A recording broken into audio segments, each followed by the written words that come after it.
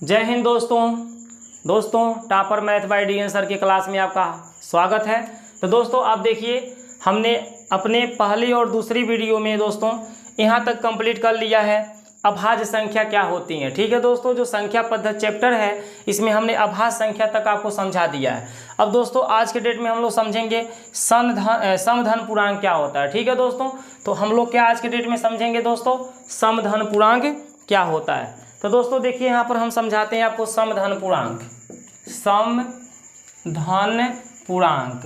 ठीक है दोस्तों, समधन पूर्णांक क्या होता है। तो दोस्तों समधन पूर्णांक क्या होता है इसके बारे में जरा सा जानिए। दोस्तों समधन पूर्णांक वह पूर्णांक होता है जो धनात्मक हो और 2 से विभाजित हो। जैसे दोस्तों 2 हुआ, 4 हुआ, 6 हुआ, 8 हुआ, 10 हुआ, 12 हुआ, 14 हुआ। तो दोस्तों ये जितने भी 2 के टेबल में आने वाले हैं, 14 के बाद क्या होगा, 16, 18, 20, 22, 24, 26, मतलब ऐसी संख्या जो 2 से क्या हो, विभाजित हो जाए उसे हम समधन पूर्णांक बोलते हैं। ठीक है दोस्तों, और वो संख्या हमारा धनात्मक होना चाहिए। ठीक है दोस्तों, उसके आगे प्लस का चिन्ह रहना चाहिए। यहाँ प्लस का चिन्ह देखिए सभी के पास छिपा हुआ है, और इनमें से किसी ऐसी कोई भी संख्या नहीं है कि अगर हम 2 से काटे तो ये पूरा ना कट जाए। देखिए कट जा रहा है, 2 से इसको काटे 12 बार में कट गया, 2 से इसको काटे 13 बार में कट गया, 2 से 22 को काटे थे 11 बार में कट गया। ठीक है दोस्तों, तो समधन पूर्णांक क्या होता है, समधन पूर्णांक वह संख्या होती है जो 2 से भाग देने पे पूरा क्या हो, विभाजित हो जाए। ठीक है दोस्तों, अब दोस्तों हम बताते हैं आपको विषम धन पूर्णांक क्या होता है। ये विषम मान लीजिए, विषम धन पूर्णांक। तो दोस्तों विषम धन पूर्णांक वह पूर्णांक होते हैं जो 2 से भाग देने पे पूरा न कटे। जैसे दोस्तों मान लीजिए 5 है, मतलब शेष बच जाए। दोस्तों हमें दशमलव नहीं काटना होता है। जैसे 2 से मैंने 5 में भाग दिया तो 2 से हमारा 5 का 2.5 बार में कटेगा। तो देखिए पूरा थोड़े ना, मतलब ये एक पूर्णांक के रूप में थोड़ी कट रहा है, तो दशमलव के रूप में कट रहा है, हमें पूर्णांक के रूप में काटना है। तो दोस्तों हम जब 2 से 5 में भाग देते हैं तो 2 दूनी कितनी हो जाती है, 4। घटाना करने पे कितना बच गया, एक। देखिए यहाँ पे शेष बच जा रहा है, पूरा नहीं कट पाया ये। ठीक है दोस्तों, तो ऐसे हम जब भी भाग देंगे तो यहाँ एक पूर्णांक के रूप में ही भाग देकर चेक करेंगे। तो दोस्तों हम 5 को क्या कहेंगे, 5 को हम कहेंगे कि हमारा ये जो 5 है ये विषम धन पूर्णांक है। ठीक है दोस्तों, और इसके आगे देखिए धन का भी चिन्ह है। तो दोस्तों आपको विषम धन पूर्णांक समझ में आया कि नहीं आया। दोस्तों एक बात और बता दें कि गिनती में के जो नंबर्स होते हैं, जैसे 1 2 3 4 5 6 7 8 ऐसे दोस्तों नंबर ले लीजिए। तो इसमें ये जो पहली संख्या होती है ये विषम होती है। अब इसके बाद एक को छोड़ दीजिए तो ये भी हमारा विषम संख्या होता है, इसे विषम धन पूर्णांक कहते हैं। फिर एक को छोड़िए तो ये भी विषम, फिर एक को छोड़िए ये भी विषम। तो दोस्तों ऐसे एक को छोड़ करके, एक संख्या को छोड़ के हम जब आगे वाली संख्या को पकड़ते जाएंगे तो सभी के सभी हमारे विषम धन पूर्णांक मिलेंगे, और जो छोड़ रहे हैं संख्या को हमारे क्या है, समधन पूर्णांक है। ठीक है दोस्तों, तो दोस्तों विषम धन पूर्णांक क्या होता है, विषम धन पूर्णांक वह संख्या होती है जो 2 से भाग देने पर पूरा अपना ही कटता है, एक यहाँ पर शेष बच जाता है। और दोस्तों एक बात याद रखिए कि जब हम भाग देते हैं तो यहाँ पूर्णांक ले जाएंगे, मतलब पूरा भाग ले जाएंगे। ये नहीं कि हम दशमलव में भाग लेकर जाएंगे, ऐसे दोस्तों दशमलव हमको भाग नहीं देना होता है। ठीक है, तो दोस्तों ये हो गया हमारा विषम धन पूर्णांक का परिभाषा और नियम। अब दोस्तों हम चलते हैं संपूर्ण संख्या के पास। तो दोस्तों देखिए संपूर्ण संख्या क्या होती है। दोस्तों संपूर्ण संख्या बहुत ही ऐसी कम संख्याएं होती हैं जो संपूर्ण संख्याएं होती हैं। ठीक है दोस्तों, तो दोस्तों देखिए अब हम आपको संपूर्ण संख्या के बारे में समझाने जा रहे हैं। हाँ, तो दोस्तों हम लोग संपूर्ण संख्या के बारे में जान रहे थे। तो दोस्तों देखिए संपूर्ण संख्या क्या होती है।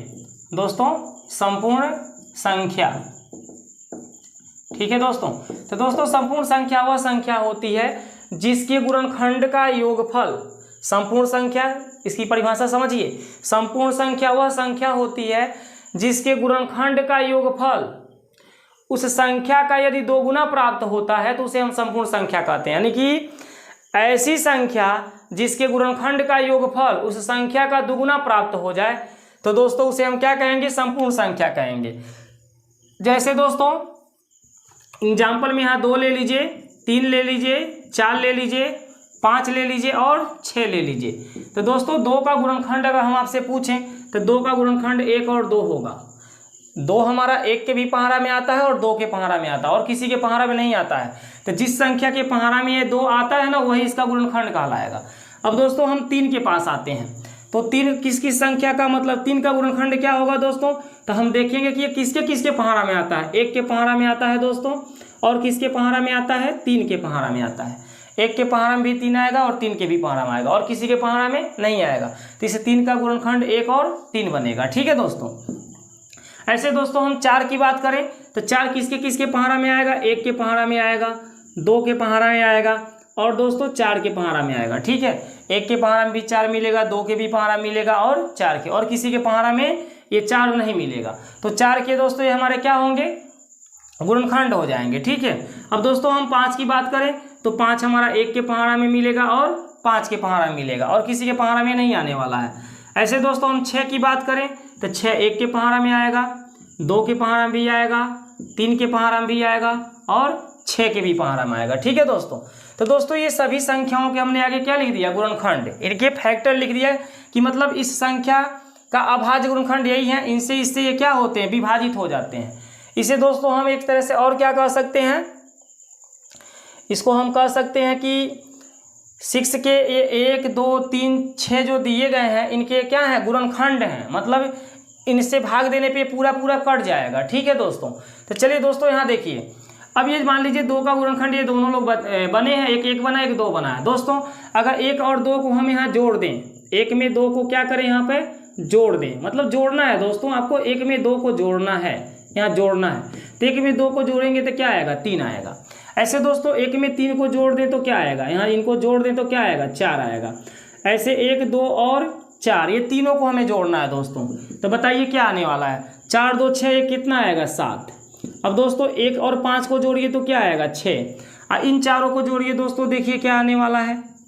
तो दोस्तों 6 और 3 कितने होते हैं, 9। 9 में 2 जोड़ेंगे कितना होगा, 11, और 11 में जोड़ेंगे कितना होगा दोस्तों, 12। तो दोस्तों इन सभी को जोड़ने पे 12 आया, इनको जोड़ने पे 6 आया, इनको जोड़ने पे 7, इनको जोड़ने पे 4, इनको जोड़ने पे 3।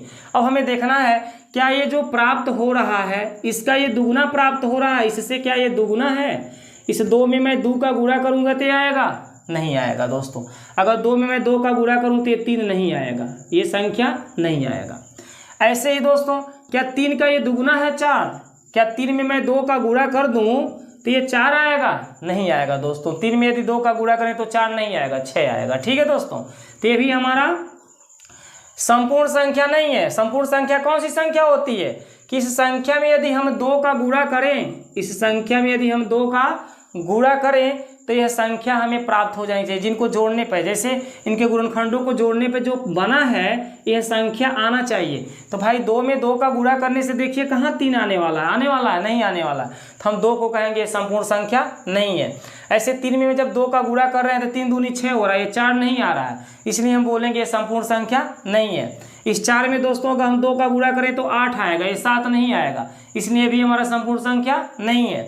अगर 5 में दोस्तों हम 2 का गुणा करें तो 5 दूनी क्या आएगा, 10, ये 6 नहीं आएगा, इसलिए भी हमारा संपूर्ण संख्या नहीं है। लेकिन दोस्तों अगर 6 में हम 2 का गुणा करें तो क्या आएगा, 12 आएगा, यानी कि हमारा संपूर्ण संख्या है। ठीक है दोस्तों। तो संपूर्ण संख्या कैसी संख्या होती है, संपूर्ण संख्या वह संख्या होती है जिनके गुणनखंडों का योगफल करने पर जो प्राप्त होता है इस संख्या का दुगुना होना चाहिए, इस संख्या का क्या होना चाहिए, दुगुना होना चाहिए।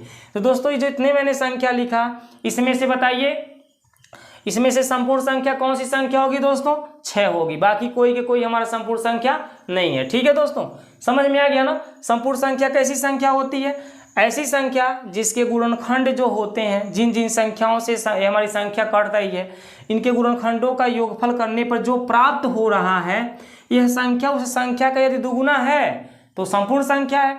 यदि इस संख्या का ये दुगुना नहीं है, इस संख्या का दुगुना ये नहीं है, तो हम बोलेंगे संपूर्ण संख्या नहीं है। ठीक है दोस्तों, तो आपको संपूर्ण संख्या भी दोस्तों समझ में आ गया होगा। अब दोस्तों हम चलते हैं ऋणात्मक पूर्णांक के पास। जो ऋणात्मक पूर्णांक हमारा 2 पार्ट में टूटा हुआ है। दोस्तों हमने ऋणात्मक पूर्णांक आपको समझा दिया था कि 0 के बाएं साइड में जितने भी हमारे संख्या रेखा पर अंक आते हैं, जो पूरा पूरा मतलब हो, कैसे हो, पूरा पूरा एक पूर्णांक के रूप में हो, मतलब -1 -2 -3 -4 -5 ऐसे आगे चले जाए, उसको ही ऋणात्मक पूर्णांक कहा जाता है। तो दोस्तों ऋणात्मक पूर्णांक में देखिए 2 तरह की संख्याएं हैं, सम ऋण पूर्णांक और एक विषम ऋण पूर्णांक। तो दोस्तों यहाँ पर देखिए सम ऋण पूर्णांक क्या होता है। जैसे मान लीजिए मैंने -2 लिख दिया, -4 लिख दिया, -6 लिख दिया, -8 लिख दिया, -10 लिख दिया, -12 लिख दिया, है ना दोस्तों। तो दोस्तों यदि हम इनको 2 से भाग करें, तो क्या ये 2 से भाग देने पे पूरा पूरा नहीं कट जाएगा? कट जाएगा दोस्तों। 2 से देखिए हमारा ये एक बार में कट जाएगा, 2 से ये कितना बार में कटेगा? 2 बार में। 2 से एक और बार में कटेगा, 3 बार में। 2 से एक और बार में कटेगा, 4 बार में। 2 से इसको काटिए 5 बार में। 2 से इसको काटिए 6 बार में। तो दोस्तों देखिए जब मैंने -2 को 2 से काटा तो इसका रिपोर्ट क्या मिला? -1। ऐसे 2 से जब मैंने -4 को काटा तो इसका रिपोर्ट क्या बचा? -2। 2 से जब -6 को काटा तो इसका रिपोर्ट क्या मिला? -3। यानी ये पूरा पूरा दोस्तों कट जा रहा है। तो इसलिए हम इसे क्या कहेंगे? सम ऋण पूर्णांक इनको कहेंगे। क्या कहेंगे दोस्तों? सम ऋण पूर्णांक। यानी कि ये हमारे सम ऋण पूर्णांक हैं, ठीक है। इनको भी हम सम कहेंगे। ऋण में भी हमारे सम संख्याएं होती हैं, जो 2 से कट जाती हैं वो क्या होती हैं? वो हमारे सम संख्या कहलाती हैं। जो 2 से नहीं कटती है वही क्या होती है? विषम संख्या होती है। अब दोस्तों जैसे मान लीजिए मैंने -5 को ले लिया, अब इसे 2 से काटेंगे तो 2 के पहाड़ा में 5 आएगा क्या? नहीं आएगा। तो जब दोस्तों 2 के पहाड़ा में 5 अइबे नहीं करेगा तो इसको हम क्या कहेंगे? विषम ऋण पूर्णांक। इसको क्या कहेंगे? विषम ऋण पूर्णांक, ठीक है। क्योंकि दोस्तों ये 2 के पहाड़ा से नहीं कटेगा, ठीक है दोस्तों। पहाड़ा कितना बार पढ़ना है? पहाड़ा जितना बार भी पढ़ते हैं पूरा पूरा पढ़ना है, ठीक है। ये नहीं कि हम दशमलव में पहाड़ा पढ़ें, दशमलव में पहाड़ा नहीं पढ़ना है, ठीक है। सम विषम की पहचान कभी भी करिए तो दशमलव में पहाड़ा को मत पढ़िए, नहीं तो दशमलव में पहाड़ा पढ़ेंगे तब तो संख्या कट ही जाएगा, और जब कट जाएगा तो आप गलत बता रहे हैं, ठीक है दोस्तों। तो आपको जब भी भाग देना है कि पूरा पूरा संख्या लेकर जाइए और पूरा पूरा दीजिए, ठीक है दोस्तों। जैसे मान लीजिए अगर हम यहाँ 225 की बात करें कि -225 क्या हमारा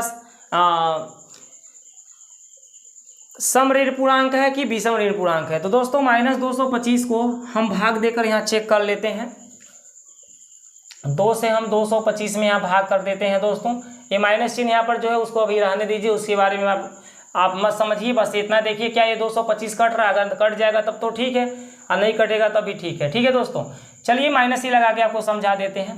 तो दोस्तों बताइए हमें -2 में भाग देना है, यहाँ आप माइनस चिन्ह लगा दीजिए। 2 के पहाड़ा एक बार पढ़िए तो 2 करने कितना आएगा? -2। क्यों -2 आएगा दोस्तों? क्योंकि यहाँ माइनस और यहाँ प्लस है, तो माइनस और प्लस के गुणा से माइनस आ जाता है। चलिए अब यहाँ माइनस चिन्ह है दोस्तों, ये प्लस हो जाएगा। अब ये हमारा क्या होगा? कट जाएगा। अब दोस्तों हम क्या करेंगे? इस 2 को फिर उतारेंगे। अब दोस्तों एक बार जब माइनस लगा है तो बार बार हमें माइनस नहीं लगाना, और ये बार बार ये माइनस नीचे आएगा भी नहीं। अब दोस्तों ये बताइए 2 का पहाड़ा एक बार पढ़ेंगे तो क्या आएगा? 2 आएगा। घटाना करेंगे दोस्तों इससे कट जाएगा, ठीक है, यहाँ पूरा पूरा कट जाएगा। अब दोस्तों कौन आएगा? 5 आएगा।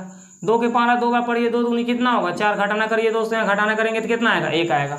तो दोस्तों देखिए यहाँ शेष बच जा रहा है। अब ये नहीं कि हम यहाँ दशमलव लगा करके यहाँ 0 उतार दें और कहें 2 5 कितना हो गया? 10 हो गया। दोस्तों ऐसे हमें दशमलव में नहीं काटना है, ठीक है। हम बस इतना ही तक काटेंगे।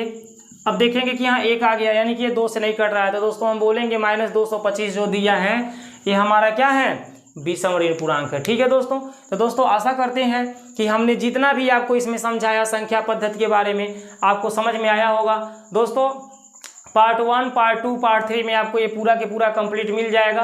तो दोस्तों इसको आप पूरा के पूरा देख लीजिएगा, ठीक है दोस्तों यदि आप इसे देख लेते हैं तो संख्याओं के बारे में आपको बहुत काफ़ी जानकारी प्राप्त हो जाएगी, ठीक है दोस्तों। अच्छा दोस्तों नमस्कार।